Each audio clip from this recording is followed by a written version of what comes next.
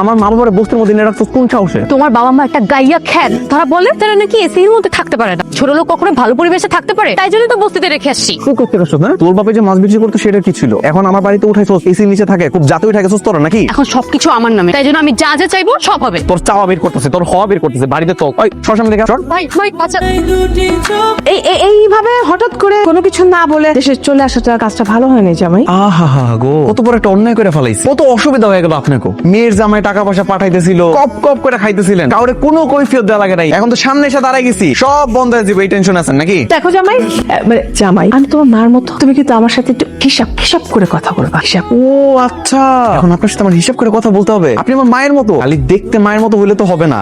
আপনি যদি আসলে মায়ের মতো হইতেন তাহলে মেয়ের সাথে মিলে আমার মা বাবার বস্তিতে পাঠাইতে পারতেন না। এই দেখো, এত কথা বলে না লাভ নাই। বেশি ঝামেলা করলে কিন্তু আমি মামলা করবো। তোর আমি কি করবো? ভদ্রভাবে যদি আমার সাথে সংসার না করছ না, তোর একেবারে তারপর আমি জেলে যাবো। এই কি হচ্ছে এগুলো? ছেলেটা এতদিন পর